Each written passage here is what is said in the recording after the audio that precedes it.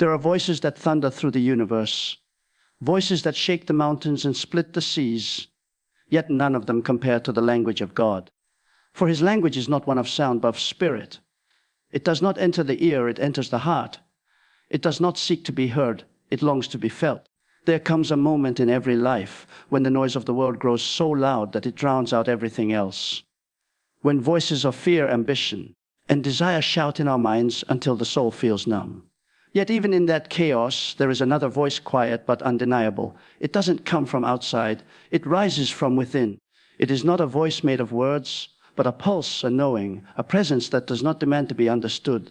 It simply wants to be received. That is the language of God. When Dr.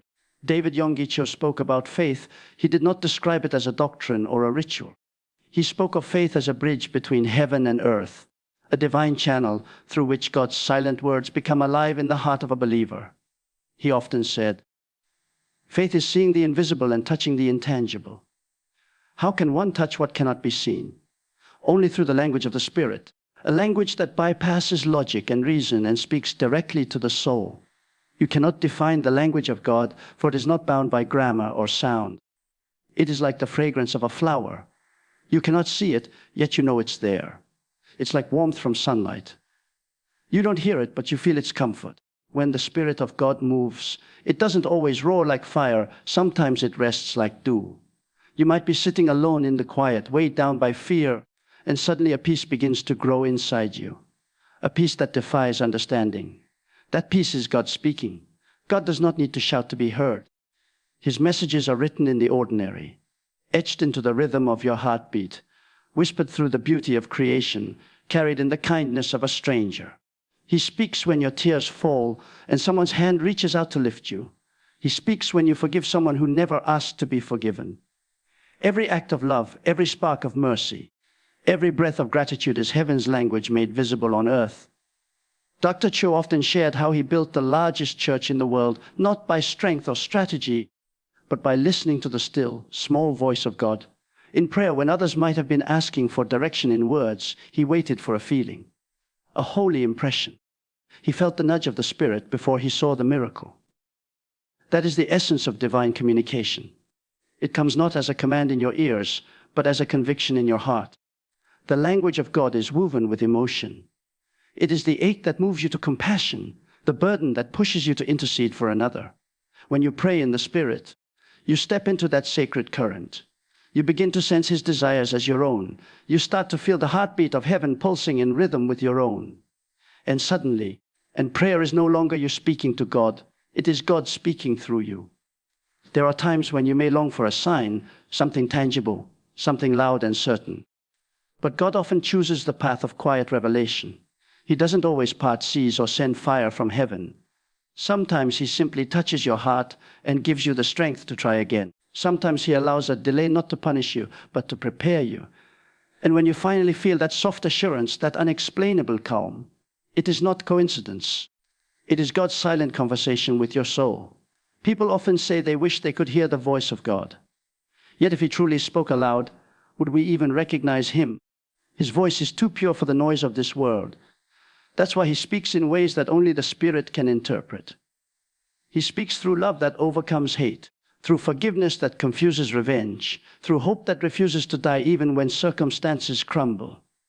Every time light breaks through your darkness, and you have just felt the voice of God. When a mother prays through the night for her child and peace finally fills her heart, she has felt the voice of God. When a man on his knees in despair suddenly senses a reason to rise again, he has felt it. When a sinner feels the weight of grace fall upon him and realizes he is loved despite it all, he has felt it.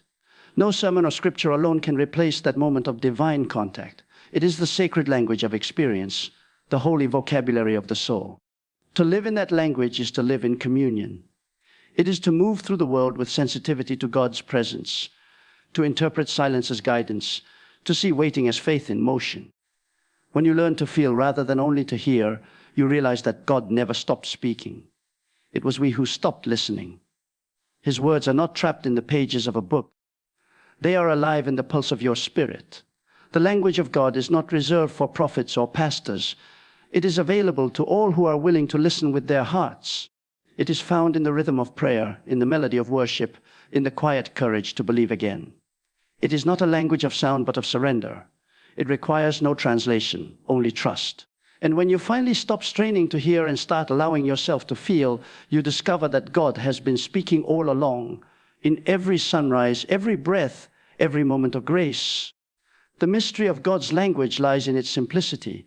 It cannot be written, measured, or repeated like a formula. It moves with the rhythm of the Spirit, flowing into hearts that are open, tender, and surrendered. When the heart is still, when faith silences doubt, that's when His language becomes clear, not as a voice from above, but as a stirring from within. There are moments when you can almost feel eternity brushing against your soul, when something deep inside you knows what your mind cannot explain. That is the divine conversation happening in silence. In every era, humanity has tried to interpret God through sound, through laws, through rituals, through words carved in stone or written in books. But the truest revelation of God has always been felt, not declared. The prophets of old trembled not because they heard thunder, but because they felt the weight of glory pressing upon their spirits. Their bodies could not contain it, their language could not express it, so they wept, they sang, they fell to their knees. That is how powerful the felt presence of God can be. It breaks through pride, melts fear, and fills emptiness with light. Dr. David Yonggi Cho understood this divine mystery deeply. He taught that the Spirit communicates through visions and dreams, through the imagination sanctified by prayer. When he prayed, he said he could feel the message of God forming inside his heart long before it became a word on his tongue. To him, faith was not just believing in God's existence. It was experiencing His heartbeat. It was feeling His desire move through your own desires until both became one. Think of a child resting in the arms of a parent. The child does not need to hear words to know love. The warmth, the safety, the rhythm of another heartbeat, that is enough.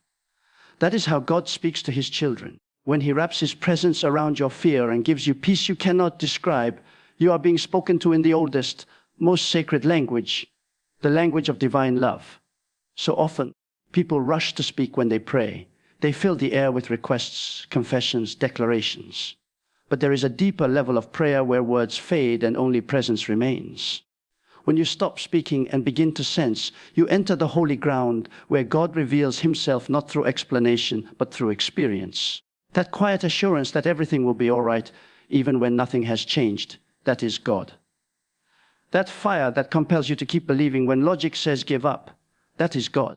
That whisper that says forgive when anger screams revenge, that is God. The world measures truth by sound, by evidence, by proof. But the kingdom of God is not built on sound. It is built on spirit. The unseen governs the seen. What you feel in your spirit often arrives before you see it in your reality. The healing comes after the peace, not before. The miracle follows the belief, not the other way around. You feel God's promise before it manifests, because faith translates heaven's invisible language into earthly movement. Sometimes God's language feels like a fire burning in your bones, a passion that refuses to let you rest until you obey. Sometimes it feels like a gentle wind, so soft you might miss it if you're distracted. But whether fire or wind, it carries the same messages: I am with you. Even when the heavens seem silent, His nearness is not gone. Silence is not emptiness, it is intimacy. God speaks most clearly when the world goes quiet. There are seasons when the soul aches and heaven seems far. In those moments you might cry out, Lord, why don't you speak? Yet even in your weeping, you are feeling His voice. The ache itself is communication, the longing of the spirit reaching for its source. God allows that hunger not to punish you, but to draw you closer. Every tear that falls in faith is a prayer understood by heaven. Every sigh, every groan, every silent plea becomes a word in the language of God. When two hearts are bound by love, they do not always need words. A look, a gesture, a single touch can speak what 1,000 phrases cannot. So it is with the Creator and His creation. When your heart beats in rhythm with His, even your silence becomes a song. You walk, and He walks with you. You rest, and His peace surrounds you. You act, and His strength flows through you. It is a communion deeper than speech, a union that transcends the boundaries of language. And perhaps this is the greatest beauty of all, that God, who formed galaxies and commands the stars, chooses to speak in the soft language of love.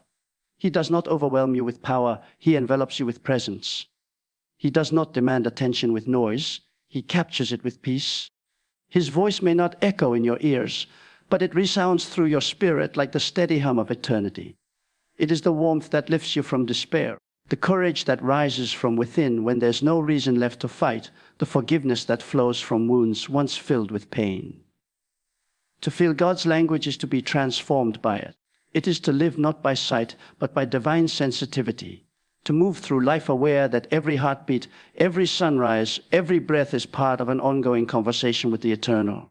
The soul that learns to feel rather than merely to hear discovers that God is never silent, never distant, never gone. His language is always flowing, always surrounding, always touching the hearts that choose to be still enough to feel. When you begin to recognize this silent language, life itself starts to change. You see meaning where others see coincidence. You find purpose in pauses, beauty in the unnoticed, and direction in what once felt like confusion. God's language is subtle, but it is everywhere. It is in the rhythm of your breathing, reminding you that you are sustained by something greater than yourself.